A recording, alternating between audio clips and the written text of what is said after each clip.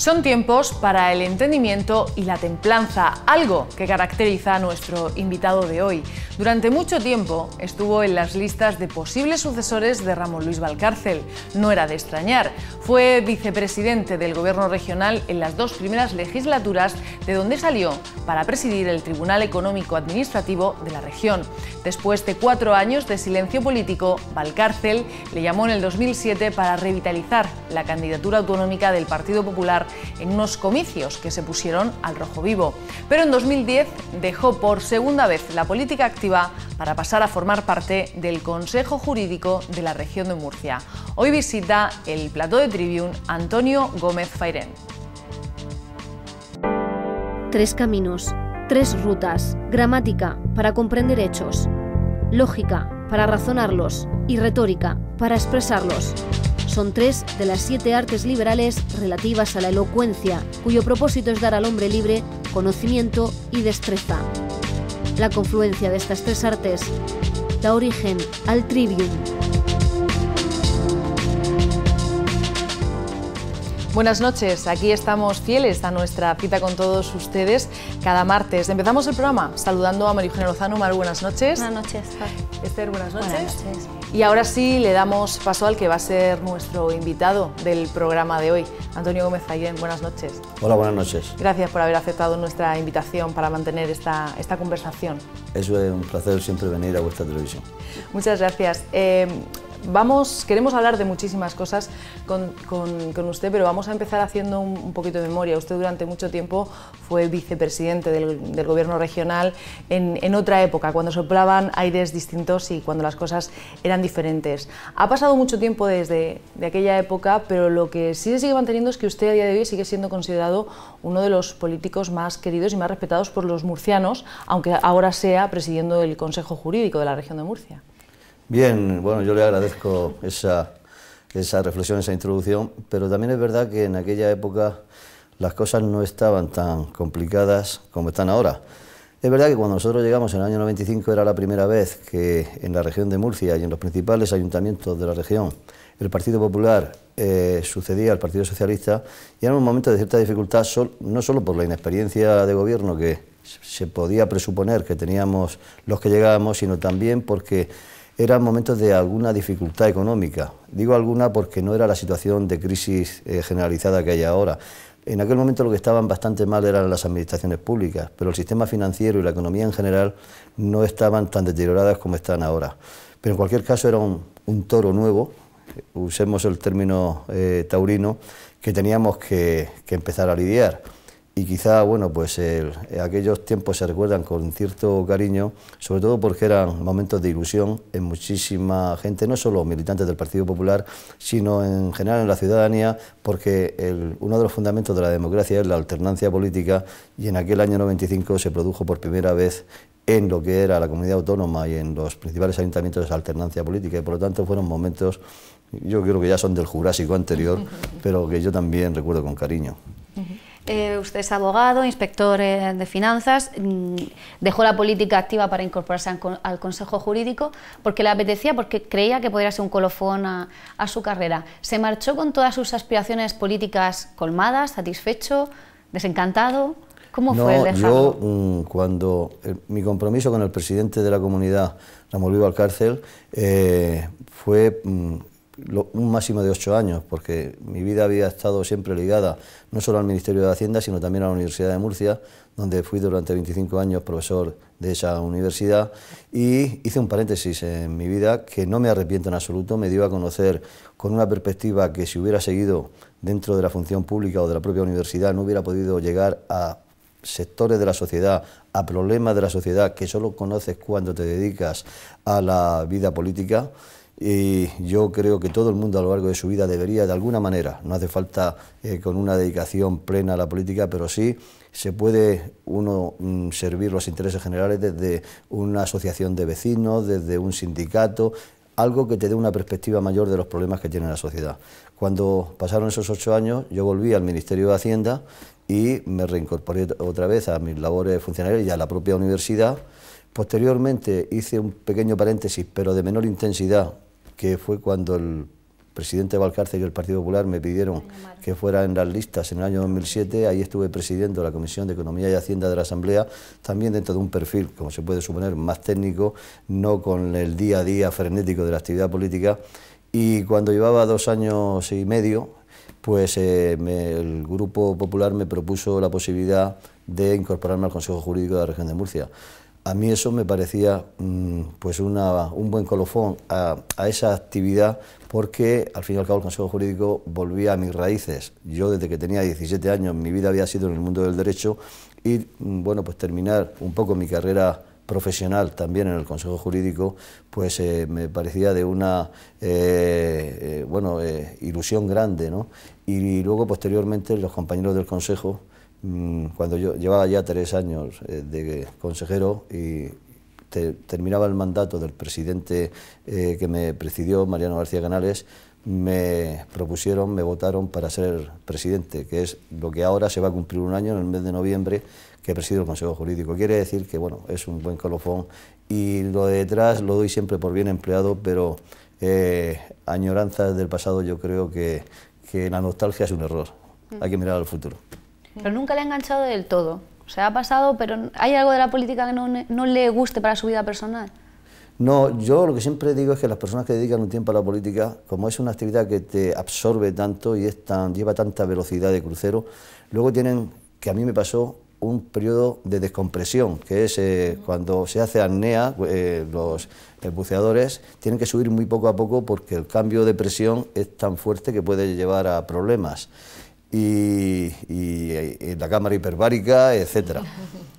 En la dedicación a la actividad política pasa un poco lo mismo. Cuando uno corta, debe tomárselo con calma, poco a poco, porque ese cambio de actividad, muchas veces hay gente que lo lleva mal porque, bueno, eso que se dice, deja de sonar el teléfono y cosas de ese tipo, son anécdotas, ¿no? Pero lo que sí es verdad es que exige que tu cabeza y tu cerebro se reestructuren de nuevo, porque la misión que tienes que hacer ahora ya no se parece en nada a la que tenías que hacer antes.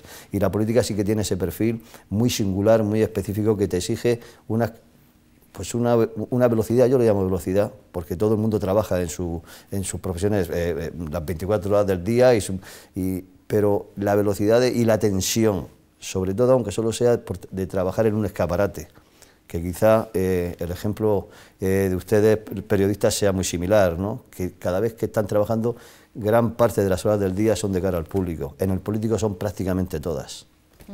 La exposición, sí. Sí, aún así usted sigue ligado al Partido Popular, ¿pertenece a la Ejecutiva? Cuando mis compañeros me eligieron presidente del Consejo Jurídico, me di de baja como militante por un principio de estética. Como comprenderán, uno no puede renunciar a su pasado, como decíamos antes, y yo me siento muy orgulloso de esa militancia y de haber servido a Murcia desde esas siglas, pero creo que mi posición institucional ahora es como la mujer del César, no solo tiene que ser honrada, sino parecerlo. Y me parecía un detalle de objetividad el hecho de no militar ya en el partido. No, lo cual no quita que la gente diga, bueno, pero usted tiene una historia detrás, sí, y además pues la asumo con mucha dignidad y con mucha tranquilidad, porque no me arrepiento, pero creo que en esta nueva etapa yo debería de romper, y así lo hice. Además lo entendieron lógicamente en el Partido Popular, mi suspensión de militancia mientras sea presidente del órgano consultivo más importante que tiene esta comunidad autónoma. Para mantener la independencia de ese órgano, del que ahora si quiere hablamos un poquito cómo funciona, para que nuestros espectadores conozcan ese Consejo Jurídico, para qué sirve, qué dictámenes hace, un poquito la función y el objetivo que tiene. Muy bien. Antes de la implantación del Estado de las Autonomías, existía y sigue existiendo ahora el Consejo de Estado. Y el Consejo de Estado es el máximo órgano de consultas y de asesoramiento del Gobierno de la Nación. Cuando se produce el proceso de transferencias en sanidad, en educación, en obras públicas, etcétera, como dentro de la legislación administrativa hay infinidad de momentos donde es preciso el dictamen del Consejo de Estado, cuando nosotros llegamos en el año 95 y ya el proceso de transferencias se intensificó de manera tremenda, con las transferencias universitarias, con las de educación, con las de sanidad, con formación ocupacional, en materia laboral, cada vez que necesitábamos, porque la legislación administrativa lo exige, un dictamen del Consejo de Estado, ese dictamen tardaba 1 año y medio o 2 años, se paralizaba la administración. Entonces fue cuando dijimos, ahora ya ha llegado el momento, quizá anteriormente no, porque las competencias no eran tan extensas, de crear un órgano que a nivel de esta comunidad autónoma resuelva en menor tiempo posible pues en las consultas y dictámenes que son preceptivas según la legislación, y nosotros ya tenemos las competencias. Entonces se crea este Consejo Jurídico en el año 98, que lo que hace fundamentalmente es informar de toda la producción normativa que hace el Gobierno regional, órdenes, decretos, leyes, lo digo muy someramente, también de todas las reclamaciones patrimoniales que hacen los ciudadanos contra el funcionamiento de los servicios públicos. Por ejemplo, la mayor porcentaje es en materia sanitaria. Cuando uno piensa que en la sanidad murciana no se le ha atendido con corrección, o ha habido algún error médico, o ha habido alguna mala praxis que tiene derecho a una indemnización, exige preceptivamente el dictamen del Consejo Jurídico. Ahora también estamos asistiendo. También dentro de la legislación administrativa, cuando se resuelve un contrato, por ejemplo, de recogida de basuras, de construir un colegio o un instituto, antes de resolverlo, sea la administración regional o sean los ayuntamientos, necesitan un dictamen del Consejo. Y ahora con la crisis económica, pues hay muchos concesionarios que por unas razones o por otras pues han dejado a medio el colegio o no pueden llevar a la práctica el servicio X de recogida de basuras o de agua. Entonces los ayuntamientos están acudiendo mucho al Consejo Jurídico. De hecho, llevamos un crecimiento exponencial de los dictámenes y acuerdos del Consejo en los últimos 4 o 5 años, derivado precisamente de la necesidad que tienen estos, tanto la administración local como la regional, de los dictámenes nuestros. Y ello ya, para terminar, se han sumado otra línea de dictámenes que antes no eran así, que son los facultativos. Es decir, no son preceptivos, no son obligatorios, pero lo piden o la administración regional o los ayuntamientos porque les da un poco más de seguridad jurídica, digámoslo con otra, de colchón. A la hora de tomar una decisión, parece que se blindan un poquito más, y bueno, y si de hecho es así, si a la hora de tomar un acuerdo en el ayuntamiento o tomar un acuerdo en la administración... Es un aval, ¿no? Un aval, muy bien, esa sería en términos económicos o financieros, sí, sería el símil. Y bueno, ahora el Consejo Jurídico pues tiene una labor que se ha extendido mucho más en lo que es su campo de actuación que desde el año 98, cuando empezó a trabajar. Es cierto, como usted dice, que los 4 o 5 últimos años han subido muchísimo más las consultas que se le plantean, pero ¿cuáles son los principales motivos de esas consultas? ¿Cuáles son los casos que más se les presentan a ustedes? En general, por ejemplo, han subido las reclamaciones patrimoniales en materia sanitaria porque bueno, el conocimiento de que existe esa posibilidad y que existe el Consejo y tal, yo creo que hace que conforme avanza la vida social y democrática en una sociedad, en una comunidad, bueno, pues hace que la gente dice, bueno, yo tengo derecho, voy a intentarlo. Pero, por ejemplo, de un punto de vista más específico, en los ayuntamientos durante mucho tiempo no tuvieron tanta necesidad de acudir al Consejo, pero ahora con la crisis económica y con la cantidad de contratos que ellos tenían de adjudicación de obras o de prestación de servicios con contratistas, pues muchos de ellos se han paralizado y tienen que resolverlos. Antes no pasaba cuando no había crisis, o no pasaba en esa dimensión cuando la crisis económica no era tan fuerte. Entonces ahora necesitan recurrir al Consejo. Y luego hay ayuntamientos que tienen una gran estructura jurídica, los grandes ayuntamientos de la región, como pueden ser Murcia, Cartagena, Lorca, Molina, pero hay otros que no tienen esa infraestructura. Y entonces en el día a día también se les plantean muchos problemas y ahora están recurriendo al Consejo Jurídico, que antes no lo hacían, de modo ya voluntario, facultativo, y el Consejo Jurídico les presta lógicamente toda la ayuda que puede, y por lo tanto se han intensificado no solo a nivel de las materias que vemos, son más intensas, sino también el número de materias que vemos son más extensas, y el Consejo Jurídico por lo tanto creo que goza de buena salud. Ha aumentado el número de consultas en los últimos años. No sé si podríamos dar una cifra del último año. Pues, por ejemplo, en los últimos 4 años había aumentado, estoy hablando de memoria, cerca de un 50% en los últimos 4 años.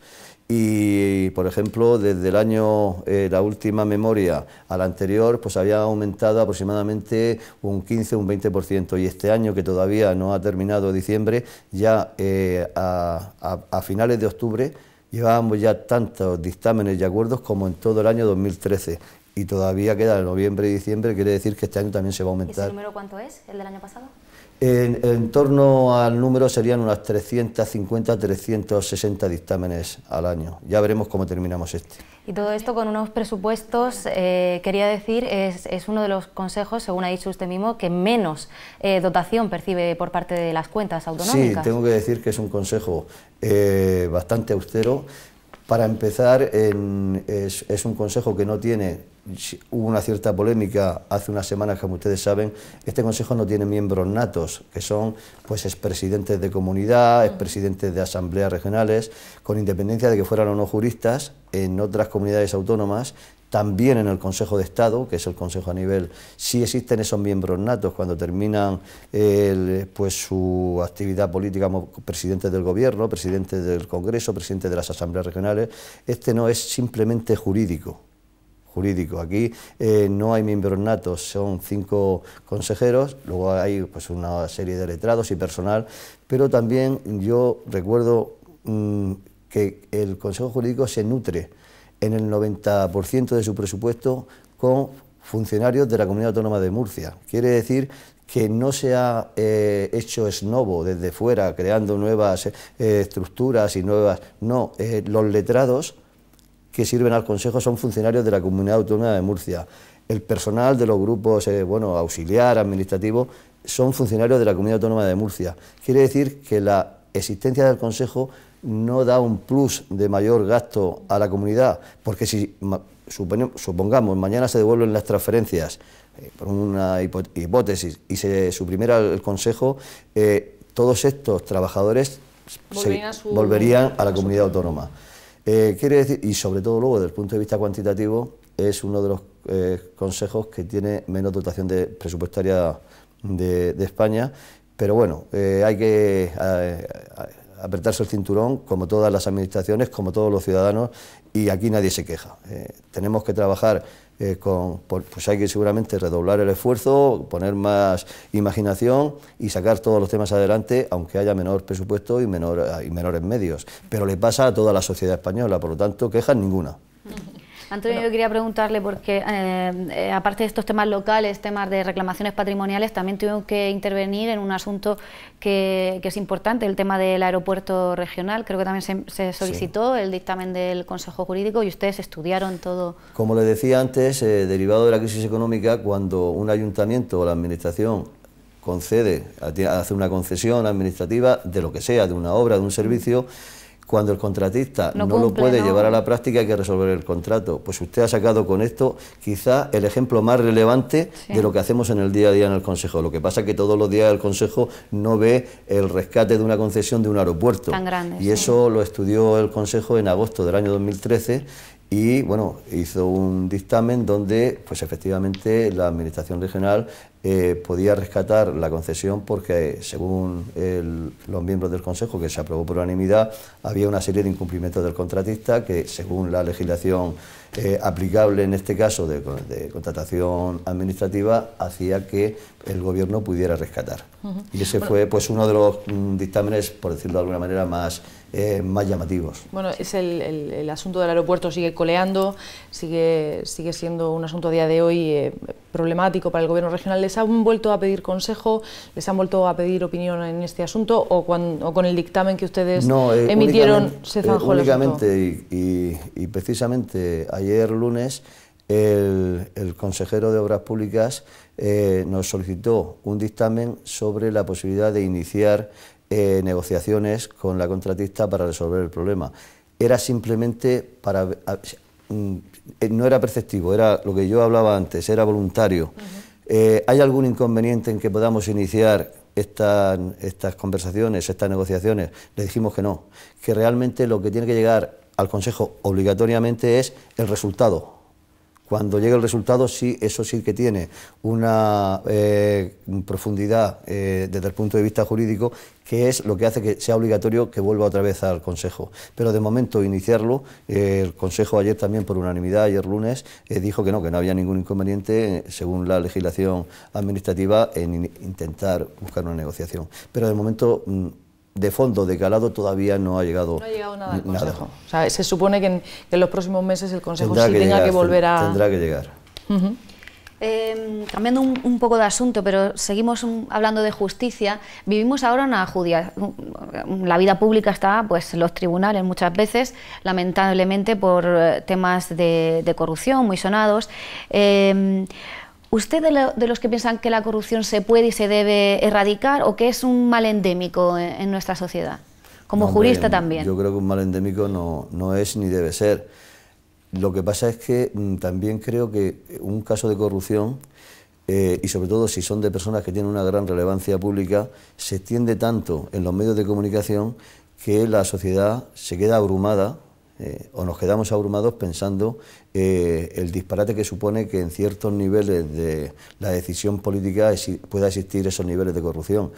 Pero precisamente desde la autoridad, entre comillas, que me da haber dedicado algunos años de mi vida a la política, yo sé la cantidad de directores generales, consejeros, alcaldes, concejales de los pequeños municipios que se dedican el día a día a trabajar, en el mayor de los casos sin ninguna retribución, en otras con una retribución inferior a la que podían tener en sus trabajos particulares, pero con una ilusión por hacer algo por su pueblo, por su barrio, que claro, todo eso es el trabajo silencioso, pero no sirve de nada si luego en 4 o 5, el porcentaje no me atrevo a decirlo, si es un 4 por 1000 o un 2%, con que hagan alguna barrabasada de las que estamos viendo, pues anula la dedicación callada y silenciosa de tantos miles de españoles que se están dedicando.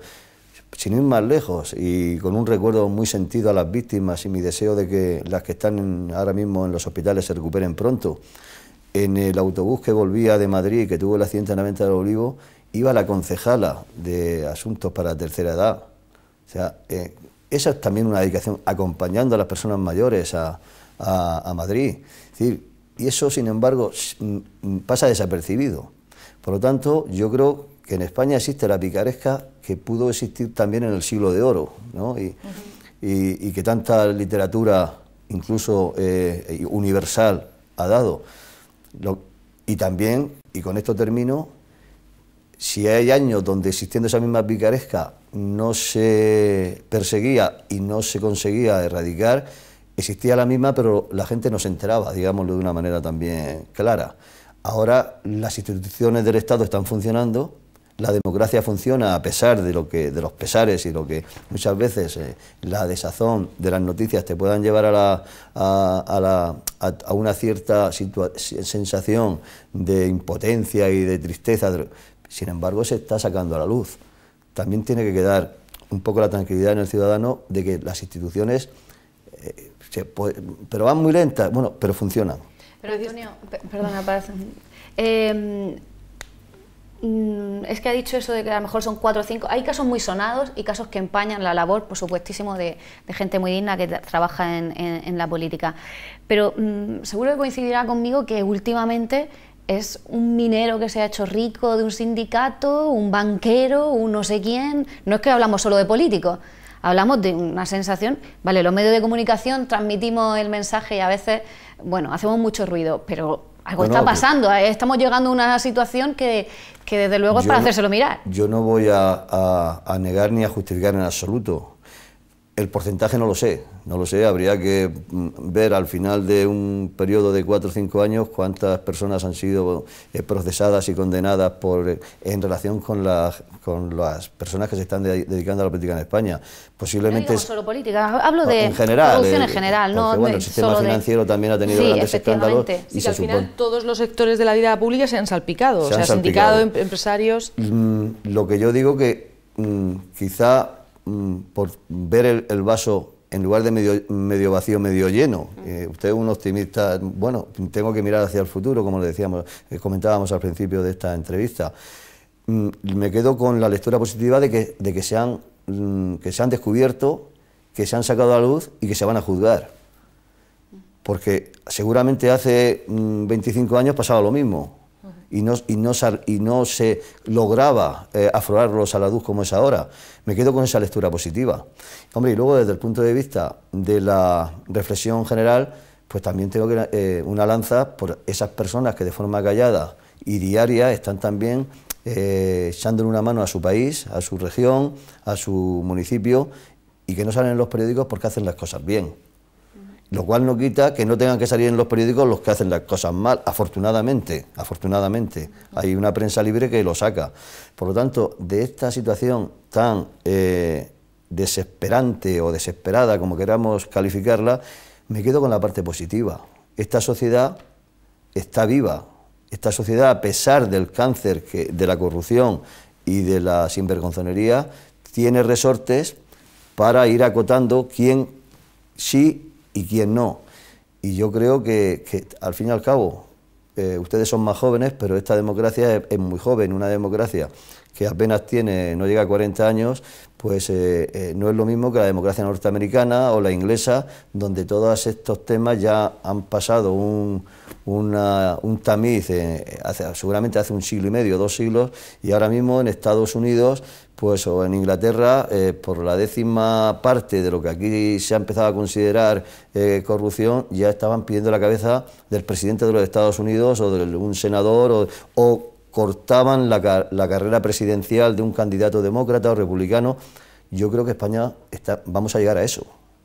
Seguramente hay que pasar por esta fase tan desalentadora, pero que el futuro está por conseguir.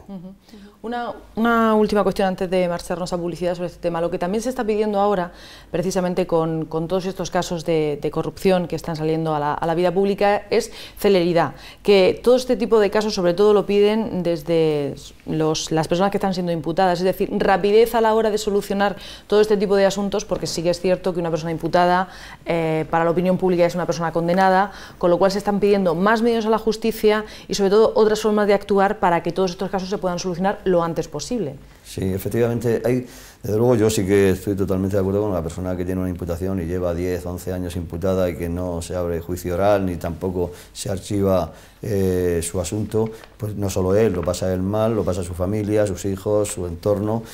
Y hay ahí un problema con lo que es el derecho procesal, con las garantías que le dan también a las personas que están imputadas y que tienen vías de recurso, también que muchas veces pues, los medios de que se dispone en la administración judicial no son los que serían necesarios para un momento donde se está luchando y aflorando tanta corrupción, pero lo que sí es verdad que es uno de los problemas que yo creo que se debe de abordar por este gobierno, por el anterior y por los que vengan, es dotar de medios a la Administración de Justicia, porque lo que no puede ser es que haya procesos abiertos desde hace 10, 11 o 12 años con personas imputadas y que no se sabe si va, o sea, la sensación es, luego, al cabo de un tiempo, hasta ahora, en la mayoría de los casos, se ha sobreseído. Pero claro, la persona que ha estado imputada, o sea, archivado, bueno, la persona que ha estado 8, 9, 10 años en esa situación, yo tengo muchos amigos así, pues yo no se lo deseo, como se suele decir, ni a mi peor enemigo. Por lo tanto, sí que hay que desear que se doten de yo tampoco soy ingenuo y seguramente no se va más rápido porque no se tienen más medios. Antes hablábamos de la dificultad de medios del Consejo Jurídico en momentos donde se ha elevado el número de consultas por su intensidad y por su complejidad, ¿no? Bueno, pues tenemos que seguramente poner un plus y dotar a las instituciones que en este caso más lo necesitan, pues de los medios necesarios para que esto no se produzca. Muy bien. Pues si os parece, si le parece, vamos a hacer un alto, nos marchamos a publicidad y volvemos enseguida en Trivium.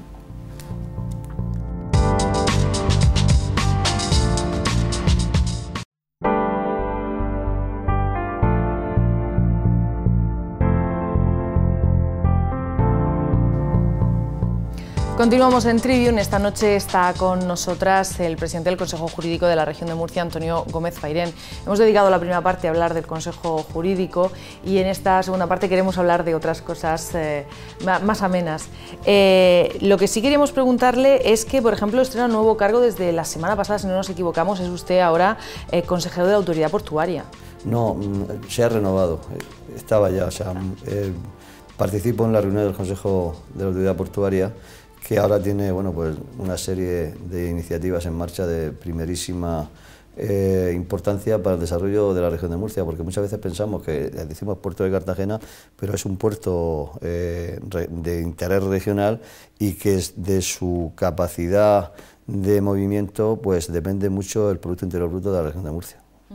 Por un lado, estamos hablando de la dársena de contenedores del Gorguel, que ahora está en tramitación, si no nos equivocamos. Sí, es una iniciativa que está ahora en fase, bueno, pues de exposición pública, está en sus primeros inicios para intentar hacer una dársena que podría ser la más importante en materia de contenedores de todo el Mediterráneo.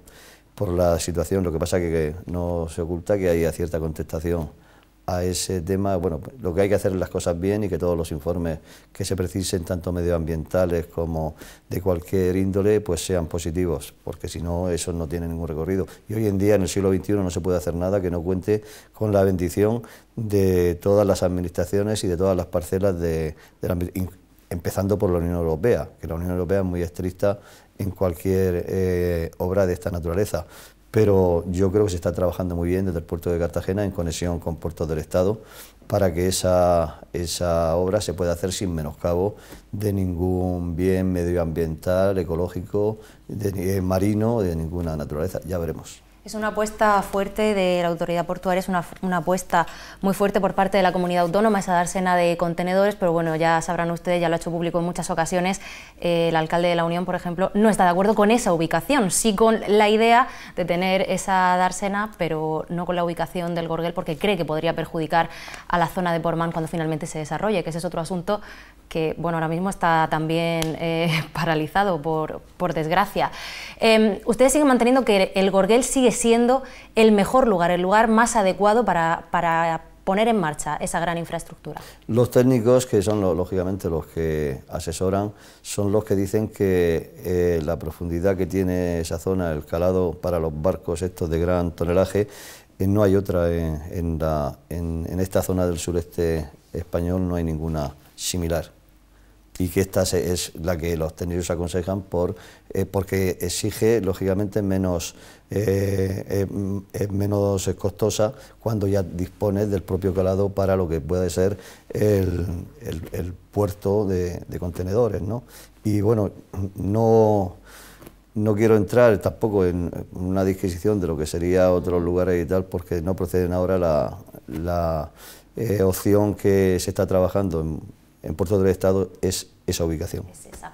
Y referente a las empresas que podrían explotarlo, el otro día Antonio Sevilla, el presidente de la Autoridad Portuaria, hablaba de que ya había empresas extranjeras interesadas en Una de las ventajas que tiene esta iniciativa de hacer ese gran puerto, que insisto sería de mayor importancia de todo el Mediterráneo español, es que se es costeado por empresas privadas que están interesadas en que esa infraestructura se haga y además en ese sitio. En ese sitio concretamente. Otra pregunta referente a la Autoridad Portuaria, ya con esto terminamos, tiene que ver con los cruceros. La cifra de llegada de cruceros a Cartagena ha aumentado en los últimos tiempos y se había barajado la posibilidad de que Cartagena precisamente se convirtiera en un puerto de salida para ellos. De momento lo que sí se ha dado un avance importantísimo, y eso lo está disfrutando toda la ciudad de Cartagena, incluso toda la comarca, y yo espero que dentro de poco también toda la región de Murcia, porque claro, los cruceristas vienen de estar en el barco y están deseosos de ver monumentos, de ver museos, y eso pues lo podemos aprovechar. Lo mismo que le decía antes, que cuando hay un puerto de esta importancia, no solo aprovecha a la ciudad que lo acoge, sino que tiene irradia una capacidad económica y de desarrollo, no solo para la región de Murcia, sino también para las regiones limítrofes. En lo de los cruceros se está viendo ya que hay días que desembarcan 5.000 cruceristas en la ciudad con ganas de patearla, de gastar dinero, de conocer sus monumentos, etcétera. Y ahora el siguiente paso sería que también fuera puerto de salida.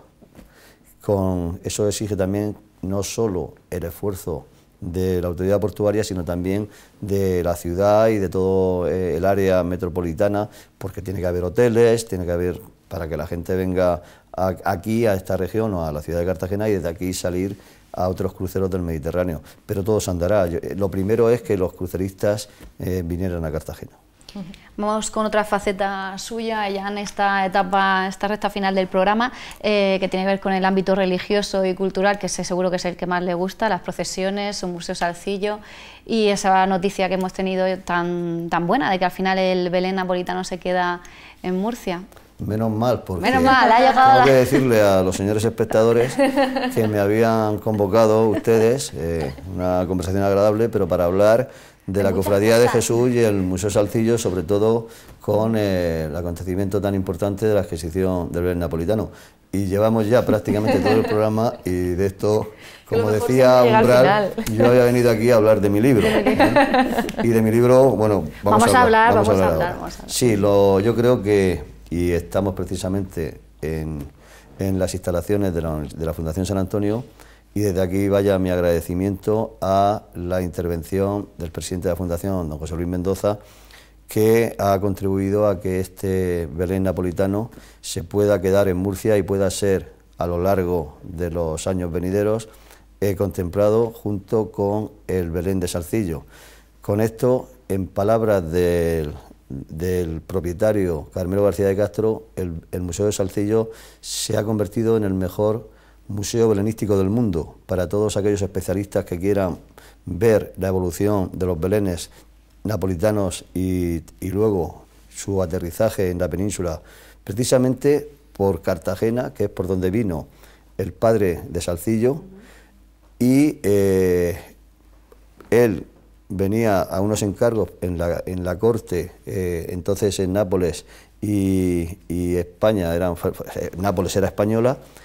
Conoció a una murciana, fue a la corte, no se sabe allí si trabajó mucho o poco, pero volvió pronto a Murcia, se casó con la murciana, tuvieron al genio Francisco Salcillo Alcaraz, y él, que nunca había ido a Nápoles, oía de su padre la tradición belenística de los belenes napolitanos y la importó con su genio a lo que es el Belén barroco español.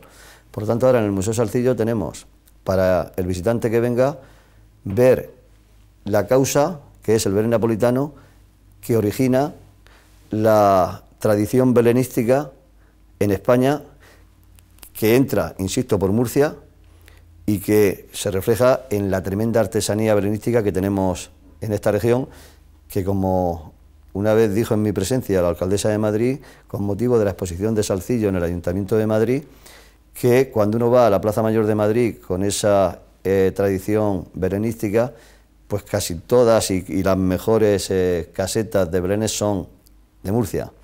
Bien, pues ahora, gracias a la generosidad y a la visión de la Fundación San Antonio y de su presidente José Luis Mendoza, podemos contemplar en el Museo Salcillo uno de los mejores belenes napolitanos del mundo.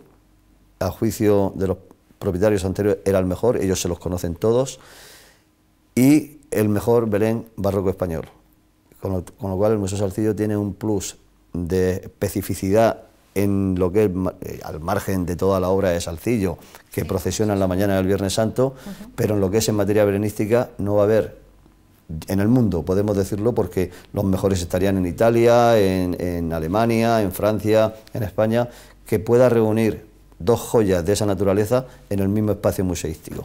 Y eso ya lo tenemos en Murcia. Ese Belén napolitano se queda en Murcia, como usted ha dicho, gracias al mecenazgo de la Fundación San Antonio, pero también tiene parte de culpa de que se quede en Murcia la tiene usted y su empeño personal de conseguir que finalmente eso se quedara aquí y no se marchara. Hombre, se dice en el refrán, el que la sigue la consigue, ¿no? Hay que, de todas maneras, me ha ayudado muchísima gente, empezando por el personal del museo, porque el Belén napolitano en un principio conseguimos, que no era fácil, había estado el año anterior, en la Navidad de 2012, en el Ayuntamiento de Madrid, donde luego en el 2013 se expuso el nuestro, el de Salcillo. Cuando yo le comenté a la responsable del Ayuntamiento de Madrid que en Navidad dejar en nuestras vitrinas, sin ningún Belén, que era lo que más nos frenaba a cederlo en esas fechas, nos dijeron que intentáramos que el Belén napolitano viajara a Murcia. Claro, cuando fuimos a ver a los hermanos García de Castro, en aquel momento vivían los dos, Emilio ha fallecido en el mes de febrero con 95 años, ellos nos dijeron que no, porque habían dejado el Belén para el Ayuntamiento de Madrid, pero que estaba a 800 metros de su casa. Y llevarlo a 400 kilómetros. Es un Belén, además, que lleva ropaje, lleva sedas, necesita una temperatura especial, que no le entre luz solar, es decir, es una joya del siglo XVIII que muy débil.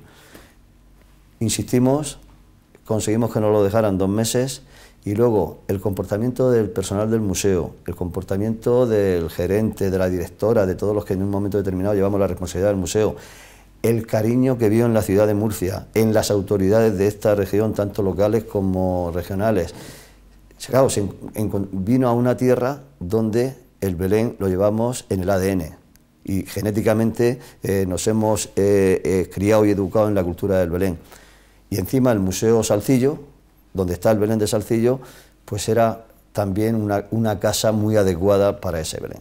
Entonces conseguimos que nos lo prorrogara 1 año. Y ese año que termina en febrero del año que viene, pero en octubre teníamos ya que decidir si se quedaba o no se quedaba, si encontrábamos alguna posibilidad de adquirirlo, alguna financiación. Pues claro, no hemos parado, ¿no? Y ahí tengo que decir una vez más, y no me cansaré de repetirlo, que la figura de José Luis Mendoza como presidente de la Fundación San Antonio, yo creo que ha sido una bendición de nuestro Padre Jesús Nazareno, que es el que preside nuestra capilla privativa, nuestra iglesia privativa, porque haciendo un esfuerzo económico, han hecho un esfuerzo económico ambas partes, porque los propietarios han rebajado casi a 1/3 parte o más de 1/3 parte el precio del Belén, con tal de que no se disgregara, ¿no? De los 2 propietarios, uno murió con 95 años, Carmelo tiene ya una cierta edad avanzada, tiene 85, y pues también tenía cierto temor. Y luego pues tienen algunos herederos que no se sabía si iban a mantener el Belén como conjunto, o eso tiene siempre el peligro de que se disgregue y se venda por piezas separadas, porque muchas de ellas tienen un valor tremendo. La aparición de la Fundación adquiriendo el Belén y cediendo su exposición habitual en el museo, yo creo que ha sido pues una carambola a 3 bandas, que se dice en términos villarísticos, que es, yo creo que es un poco, ha dejado tranquilos a los propietarios al propietario anterior del Belén, ha adquirido la Fundación San Antonio pues un nuevo más compromiso con Murcia, absolutamente impagable en los años venideros. Y desde luego al Museo Salcillo ha supuesto una bendición. Y a los murcianos que esta Navidad tienen que acercarse. Cuando hablo del Museo Salcillo, hablo de la ciudad de Murcia y de la región de Murcia, porque todo lo que sea bueno, antes hablábamos de los cruceristas que llevan a Cartagena, que yo creo que irradian una sinergia económica positiva para toda la región. El hecho de que estén estos 2 belenes aquí es bueno para toda la región de Murcia también. Los hermanos García de Castro, en concreto Carmelo, ha confiado en ustedes, ha confiado en la región de Murcia para custodiar, para cuidar ese Belén que, como estamos comentando, es una auténtica joya. Son 600 piezas de un valor artístico e histórico incalculable, sí, yo creo que podríamos decir. Hay que invitar a los murcianos, tienen que saber que el Museo Salcillo está abierto, que tiene, aparte de esas joyas de Francisco Salcillo, que ya conocemos y que por suerte podemos ver cada Viernes Santo por las calles de la ciudad, de la capital, tienen que saber que está ese Belén napolitano allí esperándoles, sí, para yo, hombre, aprovecho, ahora que he venido a hablar de mi libro, que vayan a verlo, y además en estas fechas que ahora se avecinan, yo creo, una joya se puede ver a lo largo de todo el año, pero bueno, cuando llega ya noviembre, diciembre, pues parece que la Navidad invita a disfrutar muchísimo más con esas obras de arte, y ya de paso, bueno, pues que no solamente hay que ver la obra de Salcillo en la mañana del Viernes Santo, sino que se puede ver a lo largo del año y además en la tranquilidad de la iglesia privativa de Jesús. También están hechas para procesionar, pero también tienen otra visión muy distinta en la tranquilidad del museo. Y desde luego también recordar que la importancia que tiene toda la imaginería de Salcillo, porque ahora ya se ha iniciado yo creo que con muchísimas posibilidades para conseguir la declaración de Patrimonio Inmaterial de la Humanidad de la mañana de Salcillo. ¿Cómo va ese proceso, por cierto? Va bien, se están siguiendo todos los pasos. Es un proceso que no es corto, serán seguramente algunos años, pero como la muralla china hay que empezar para recorrerla, y hasta ahora, bueno, tenemos el apoyo unánime que fue del Ayuntamiento de Murcia, de todos los grupos políticos, de todos los grupos políticos de la Asamblea Regional. Se ha iniciado también esa misma moción dentro de lo que es el Congreso de los Diputados y está ya en marcha. Pero tenemos, entre otras, al margen de todas las instituciones culturales, académicas, sociales de la región de Murcia, por ejemplo, de la Casa Real, que fue una de las primeras instituciones que se sumaron a esta iniciativa. Y luego estamos dando los pasos lo suficientemente bien como para intentar que cuando llegue su momento, porque lo que se pretende que esa declaración, por eso es inmaterial de la humanidad, no es la obra de Salcillo por sí sola, o la procesión por sí sola, es todo lo que conlleva la mañana del Viernes Santo, que le hemos llamado la mañana de Salcillo en Murcia, la luz de la ciudad ese día, los olores, todos los colores, los auroros el Jueves Santo, la madre haciendo la media de repizco, los caramelos y las habas que se dan durante la procesión, la preparación de todo eso, todo lo que lleva, las leyendas que lleva ese desfile, por ejemplo, los dátiles de la oración del huerto para la fertilidad de la mujer, cómo se prepara la cena para que procesione de verdad con una cena en la mañana de Salcillo. Es decir, todo eso, que podría estar hablando precisamente de este libro, que me gusta más que el otro, durante varias horas, es lo que tenemos que condensar en un vídeo que dura 10 minutos y en un expediente que es más amplio, porque luego en la UNESCO se sienta gente de toda índole, condición, razas, geografías, etcétera, para que nos den esa declaración. Que aunque los que somos de aquí y hemos visto eso, sabemos que eso es patrimonio inmaterial de la humanidad, siempre es bueno que lo pongan negro sobre blanco, porque también hay mucho turismo, igual que hay turismo de cruceros que hablábamos antes, pues hay mucho turismo cultural que con una declaración de patrimonio hoy día con internet te metes y pues muchas decisiones de venir a Murcia podrían ser también motivadas porque hay allí en Murcia una institución o algo que está declarado Patrimonio Inmaterial de la Humanidad, que es la mañana de Salcillo, con lo cual también estamos, y el que la sigue la consigue. Está claro que quien ha estado aquí un Viernes Santo, quien ha estado en la ciudad de Murcia un Viernes Santo por la mañana, no lo olvida, y son muchos los que cada año van repitiendo, porque desde luego que es un día precioso.